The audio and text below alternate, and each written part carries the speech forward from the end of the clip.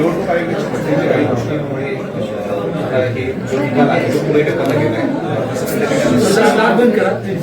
तसा निर्णय दिलाय की आता 21 डिसेंबरलाच या मतमोजणी होणार आहे. पण या सगळं हे राज्य निवडणूक आयोगाचं फेल्युअर आहे का राज्य सरकारचं फेल्युअर आहे? काय नेमकं काय सांगा? मी कालही म्हणालो होतो, हे अगोदरच मी सांगितलं होतं.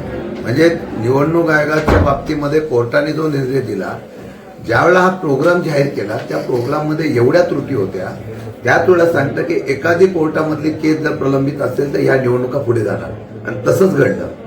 म्हणजे ही काय आमच्यासारख्या कार्यकर्त्यांना जेव्हा माहिती येते त्याच्या अर्थी राज्याच्या मुख्यमंत्र्यांना सरकारला माहिती नाही, निवडणूक आयोगाला माहिती नाही. परंतु सुप्रीम कोर्टाच्या आदेशाप्रमाणे जानेवारीमध्येच निवडणूक घ्यायची अशा प्रकारच्या सूचना म्हणून घाई गडबडीत ज्याप्रमाणे हा प्रोग्राम जाहीर केला, हा सबसेल फेल्युअर आहे. आपण जर सुप्रीम कोर्टामध्ये विनंती केली असते की हा प्रोग्राम करण्यासाठी आम्हाला अजून 1-2 महिने वाढवून द्या, तर निश्चितपणाने सुप्रीम कोर्टाने विचार केला असता.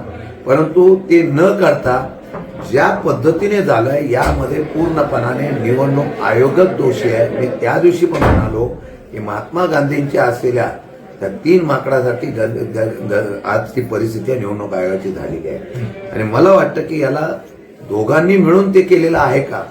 घाईघाईत प्रोग्राम करून लगेच निवडणुका घ्यायच्या, लोकांना विरोधकांना संधी द्यायची नाही, चिन्ह वाटप झाल्यानंतर 4 दिवसामध्ये अशा प्रकारचे हे काय निवडणूक आहे? सामान्य लोकांचा सुद्धा आता निवडणूक प्रक्रियेवर विश्वास राहिलेला नाही. मी आज थांबतो की कालपासून अशी चर्चा आहे की 20 दिवस मध्ये हा गॅप ठेवलेला आहे, याचा अर्थ मशीनमध्ये काहीतरी घोळ होणार आहे. हे आम्ही बोलत नाही, सामान्य लोक बोलायला लागले. याच्यामध्ये 100% दोन्ही फेल्युअर झालेले असा माझा थेट आरोप आहे. पृथ्वीराज चव्हाणांनी